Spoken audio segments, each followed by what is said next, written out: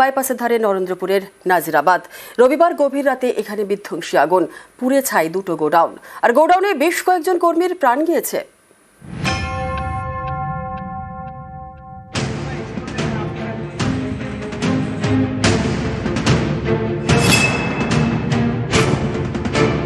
রবিবার রাত ৩টে বাইপাসের কাছে নরেন্দ্রপুরের নাজিরাবাদে বিধ্বংসী আগুন। স্থানীয়দের দাবি, প্রথমে আগুন লাগে একটি অনলাইন খাবার সরবরাহ করা সংস্থার গোডাউনে, সেখান থেকে পাশের ডেকোরেটার্সের গোডাউনে। নরেন্দ্রপুরে পৌঁছয় দমকলের গাড়ি, একে একে 14টি। অভিযোগ, সরু রাস্তার কারণে ভেতরে ঢুকতে বেগ পেতে হয়। বিধ্বংসী আগুনে গোডাউনের দেওয়ালে ফাটল ধরে, গোডাউনের টিনের ছাউনির একাংশ ভেঙে পড়ে, পুড়ে খাক হয়ে যায় গোডাউনের ভিতরে থাকা বাইক। আগুন লেগেছে পাশের যে একটা ডেকোরেটর আছে, ওই ডেকোরেটর ওখানে। এটা আমাদের একটা warehouse, dry warehouse, এখানে প্যাকেজিং করতে থাকে। এর আগেও একবার হয়েছিল, এখানে ছোটোখাটো একটা আগুন লেগেছিল, তো সেগুলো আমাদের স্টাফ যারা ছিল তারা গিয়ে আগুনটা নিভিয়েছিল। তারপরে আমরা কমপ্লেনও করেছি এদেরকে যে এইভাবে রাখা যায় না। পাশাপাশি দুটো গোডাউনে আগুন, আটকে পড়েন দুই গোডাউনেরই বেশ কয়েকজন কর্মী, তাদের মধ্যে একজন পঙ্কজ হালদার। কারো পাওয়া যাচ্ছে না, উনি আমার জামাই হয়, ফোনে বলেছিল আমাকে বাঁচান, এই ফোনটা আমরা শুনেছি। আপনার কে? আমার জামাই হয়, এখানে 15 বছর ধরে কাজ করছে। আগুনে ঝলসে মারা যান বেশ কয়েকজন গোডাউনের কর্মী। দুপুরে নরেন্দ্রপুরে যান রাজ্যের বিদ্যুৎ মন্ত্রী অরূপ বিশ্বাস। প্রায় 11 ঘন্টা পরে আগুন নিয়ন্ত্রণে আসে। তারও বেশ কিছুক্ষণ পর ভেতরে ঢুকে দমকল, ততক্ষণে সব পুড়ে ছাই।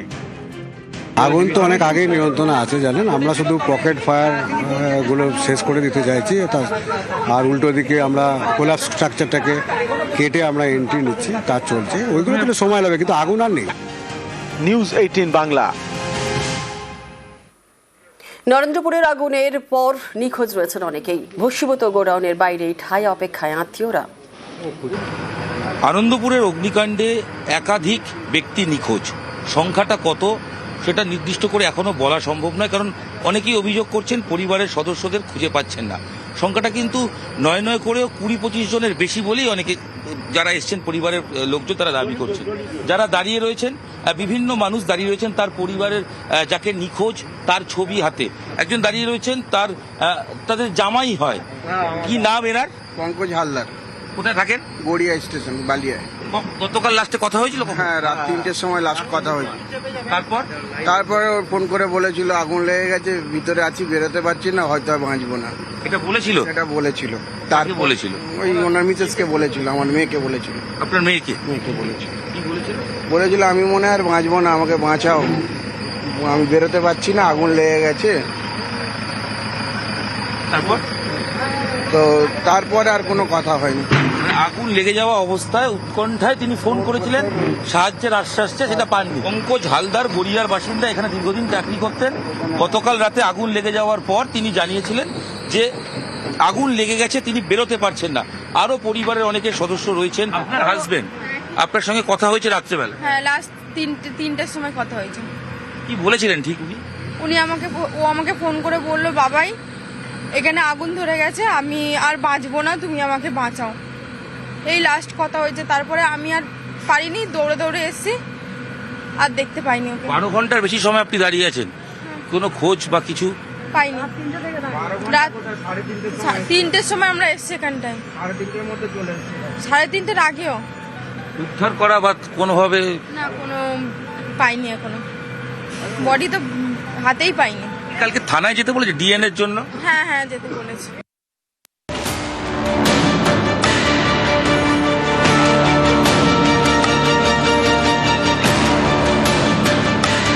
ফোন করে বলেছিল আগুন লেগে গেছে, ভিতরে আছি, বেরোতে পারছি না, হয়তো আর বাঁচবো না।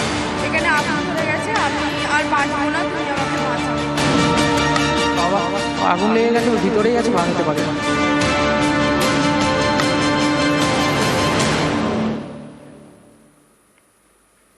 এসআইআর শুনানি আতঙ্কে ফের মৃত্যুর অভিযোগ। আর এবার জলপাইগুড়ি, উত্তর 24 পরগনা এবং দক্ষিণ 24 পরগনায়।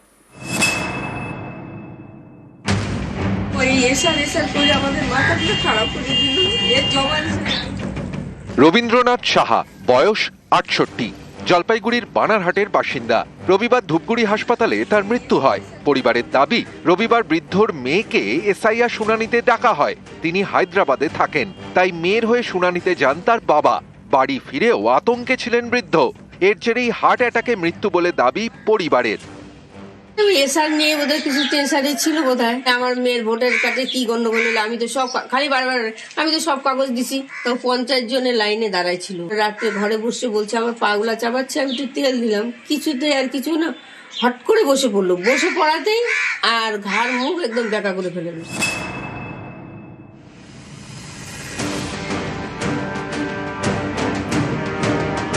বছর 71-এর আজগার বিশ্বাস উত্তর 24 পরগনার হিঙ্গলগঞ্জের বাসিন্দা। রবিবার মাঝরাতে বাড়িতেই তিনি মারা যান। পরিবারের দাবি, বৃদ্ধর বউ, ছেলে এবং ছেলের বউকে 31শে জানুয়ারি শুনানিতে ডাকা হয়েছে।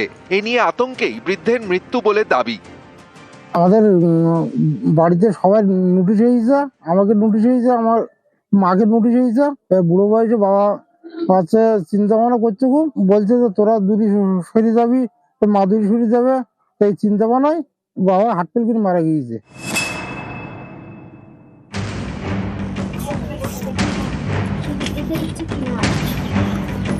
দক্ষিণ 24 পরগনার মগরাহাটেও এসআইআর এর শুনানি আতঙ্কে মৃত্যুর অভিযোগ। মৃতের নাম পিয়ার আলী খাঁ। পরিবারের দাবি, 29শে জানুয়ারি তাকে এসআইআর এর শুনানিতে ডাকা হয়। এ নিয়ে আতঙ্কেই মৃত্যু। কদিন ওই এসআইআর এর টেনশন করছিল। আমাদের সরকার বলছে যে কি হবে, সব ফর্মটা বিলের কাছে জমা করেছিল। ফের দ্বিতীয়বার আসার পরে আমার কি হবে এই টেনশনে হঠাৎ স্ট্রোক মারা গেল। এই টেনশনে ওনার এই অবস্থা। নিউজ 18 বাংলা। বিজেপিকে এসআইআর তো অখিলেশের। কমিশনের নিরপেক্ষতা নিয়েও প্রশ্ন সমাজবাদী পার্টি প্রধানের। এসআইআর এর নামে ভোটাধিকার কারার অভিযোগ অখিলেশের। कि भारतीय जनता पार्टी की एसआईआर की एक्सरसाइज ये वोट बढ़ाने के लिए नहीं है, वोट काटने के लिए है। और जो कॉन्स्टिट्यूशनल बॉडी इलेक्शन कमीशन है, उससे हमेशा ये उम्मीद की जाती है कि वो निष्पक्ष होकर काम करे। जहाँ कहीं शिकायत हो उन शिकायतों को दूर करें। लेकिन इधर ये देखने को मिला है, उत्तर प्रदेश हो, बिहार हो, आपका स्टेट वेस्ट बंगाल हो, जहाँ पर ये देखने को मिलता है ये वोट ज़्यादा काटना चाहते हैं। बंगाल वो जगह है जहाँ से यूनिवर्सल ह्यूमनिज्म का एक संदेश दिया गया था, प्यार का, कि हम सब एक हैं। वहाँ पर ये नफरतवादी लोग कामयाब नहीं होंगे। মমতার পাশে দাঁড়িয়ে বিজেপিকে তোপ অখিলেশের। ভোটের আগে এজেন্সি তৎপরতা নিয়ে আক্রমণ।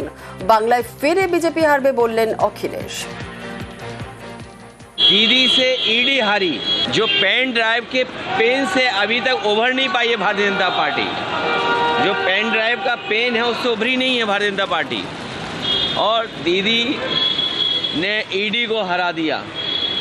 हमें उम्मीद है विपक्ष के लोगों को, और खासकर यहाँ दीदी के खिलाफ भारतीय जनता पार्टी कामयाब नहीं होगी। भारतीय जनता पार्टी हारेगी। और भारतीय जनता पार्टी सब जानते हैं कि भारतीय जनता हारने वाली है, लेकिन इज्जतदार हारना चाहती है, इज्जत के साथ हारना चाहती है। बस यही लड़ाई उनकी है। বন্দে ভারত স্লিপারের মেনুতে নেই আমিষ পদ, শুধুই নিরামিষ। আর এই নিয়ে জোর বিতর্ক উঠেছে বাঙালি খাদ্যাভাসে আঘাতের অভিযোগও। এসবের জেরে কি ভোটের আগে চাপে বিজেপি? তাই কি বন্দে ভারত স্লিপারের মেনুতে যোগ হচ্ছে আমিষ?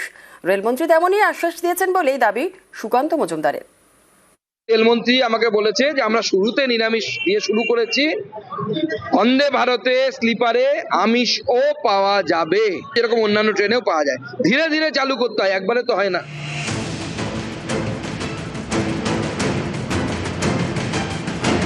দেশের প্রথম বন্দে ভারত স্লিপার চালু হয়েছে হাওড়া গুয়াহাটি রুটে। এই ট্রেনের মেনুতে নেই আমিষ খাবার, সবই নিরামিষ। ভোটের বঙ্গে এ নিয়ে জোর বিতর্ক। আমি যখন টিকিট কাটতে গেছি তখন আমি অবাক হয়ে গেছি যে শুধুমাত্র ভেজ অপশনটা শো করছে ক্যাটারিং সার্ভিসে। এটা তো উচিত নয়, আমি নন ভেজ খেতেই পারি। এবার যদি আমার ভেজ আমি না খেতে চাই, টাকাটাও মাইনাস করার কোনো অপশন দিচ্ছে না। বন্দে ভারত স্লিপারে নিরামিষ খাবার নিয়ে সুর চড়ায় তৃণমূল। তাদের দাবি এটা বাঙালির খাদ্যাভ্যাসে আঘাত। এই পরিস্থিতিতে কি ভোটের বঙ্গে চাপে বিজেপি? তাই কি বন্দে ভারত স্লিপারের মেনুতে যুক্ত হতে চলেছে আমিষ?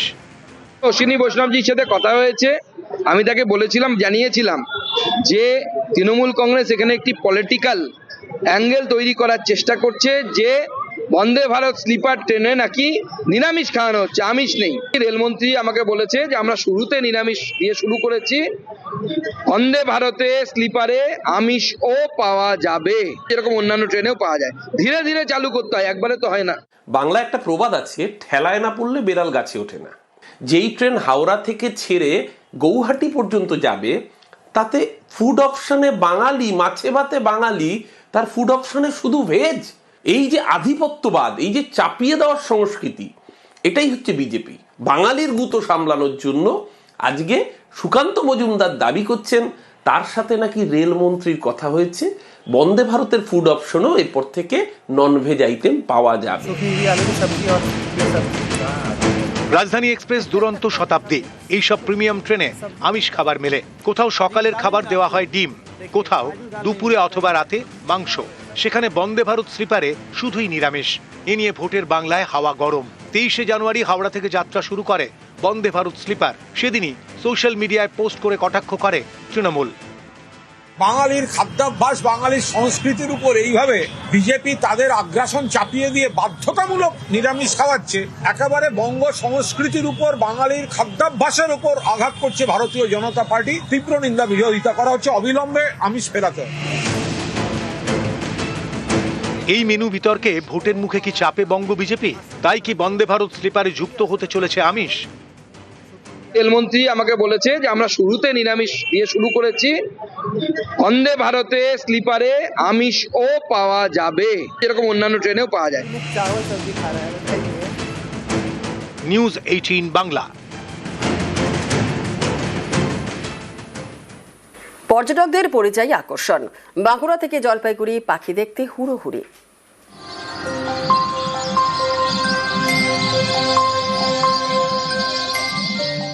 কখনো একা একা, কখনো ঝাঁকে ঝাঁকে। বাঁকুড়ার আকাশে ডানা মেলেছে পরিযায়ী পাখি।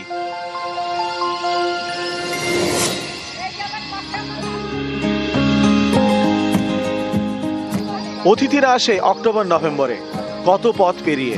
সারা শীত কাটে বিষ্ণুপুর শহরের যমুনা বাঁধে। এই পাখিরাই এখন পর্যটকদের আকর্ষণ। ক্যামেরার লেন্সে পরিযায়ী পাখি দর্শন। মোটামুটি 4 থেকে 5 হাজার পরিযায়ী পাখিরা আমরা মোটামুটি দেখতে পাচ্ছি যমুনা বাঁধে।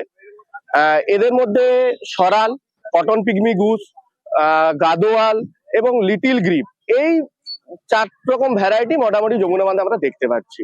এছাড়া যমুনা বাঁধে বিভিন্ন ধরনের র্যাপ্টার, মানে যেগুলো শিকারী পাখি, তারাও এদের জন্য তারাও আসে এবং এবছরও এসেছে। সকালের দিকে এবং বিকেলের দিকে এরা যে ওড়াওড়ি করে, সেটা দেখতে আমাদের একজন পক্ষী প্রেমী হিসাবে খুবই ভালো লাগে এবং আমরা দেখতে, ছবি তুলতে আসি এবং স্থানীয় মানুষরাও খুব এটা উপভোগ করে। জলপাইগুড়িতেও পরিযায়ী পাখির কিচিরমিচির। তিস্তার পাড়ে গজলডোবা জলাশয়ে পরিযায়ী পাখি দেখতে পর্যটকদের ভিড়। এভাবেই প্রতি বছর আসে পরিযায়ীরা। ডানা মেলে ওড়ে ফেব্রুয়ারিতে ঘরে ফেরা। বাঁকুড়া থেকে দেবব্রত মণ্ডল এবং জলপাইগুড়ি থেকে শান্তনু কর, নিউজ 18 বাংলা।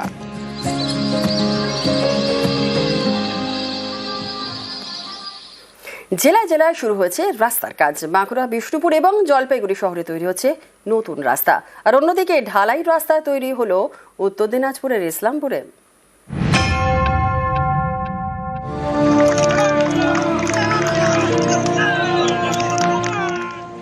বাঁকুড়ার বিষ্ণুপুর এই শহরের একদিকে 14 নম্বর জাতীয় সড়ক, আর একদিকে 2 নম্বর রাজ্য সড়ক। জাতীয় সড়ক এবং রাজ্য সড়কের মধ্যে যাতায়াতের বড় ভরসা বিষ্ণুপুর শহরের রাস্তা। এর জেরে যানজটের এক শেষ। এই সমস্যা মেটাতে উদ্যোগ নেয় প্রশাসন। বিষ্ণুপুর শহরের বাইরে বাইপাস রাস্তা সংস্কারের উদ্যোগ নেয়। পথশ্রী প্রকল্পে 4 কিলোমিটার রাস্তার জন্য বরাদ্দ হয়েছে প্রায় 1,90,00,000 টাকা। সেই কাজ শুরুও হয়েছে। বিষ্ণুপুরবাসীর একটা দীর্ঘদিনের দাবি ছিল যে বিষ্ণুপুর যেহেতু বাংলার পর্যটনের একটা অন্যতম জনপ্রিয় জায়গা, খুব পর্যটক কলকাতা হয়ে বিষ্ণুপুরে আসে এবং পর্যটক ছাড়াও সাধারণ মানুষ যারা বিভিন্ন সারাউন্ডিং ব্লক থেকে আসবে তাদেরও যাতে সুবিধা হয় তার জন্য 1,90,00,000 টাকা মঞ্জুর করেছেন এবং ইতিমধ্যেই আমরা উদ্বোধনের কাজ আমরা সেরে ফেলেছি, রাস্তার কাজ অলরেডি শুরু হয়েছে। জঞ্জাটটা অবশ্যই কমবে, আর শহরের ভিতর থেকে যাওয়া তো একদমই যায়নি। বাইপাসটা যদি খুব তাড়াতাড়ি রেডি হয়ে যায় এবং রাস্তাটা যদি চওড়া হয় তাহলে সবারই সুবিধা হবে। পিচ হলেই ভালো হবে, সবারই সুবিধা হবে, আমাদেরও উপকার হবে। খুশি তো অবশ্যই, মানে খুব তাড়াতাড়ি হয়ে গেলে আরো ভালো, বর্ষার আগে যদি হয়ে যায় আরো ভালো।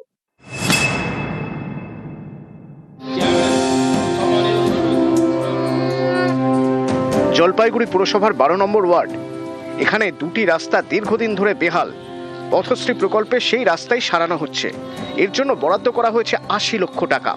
পুরসভার দাবি, শহরের বিভিন্ন জায়গায় পথশ্রী প্রকল্পে 14,33,00,000 টাকার কাজ শুরু হয়েছে। এছাড়াও খাবার জল, রাস্তার আলো মিলিয়ে মোট 39 কোটির কাজ চলছে।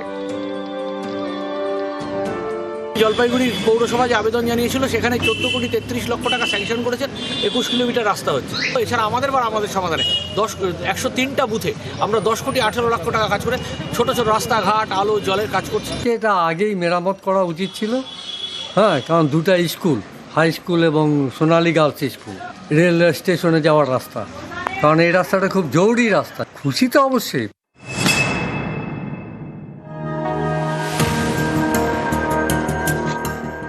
উত্তর দিনাজপুরের ইসলামপুর পুরসভার 14 নম্বর ওয়ার্ড মিলনপল্লী, এখানকার 3টি রাস্তা কাঁচা।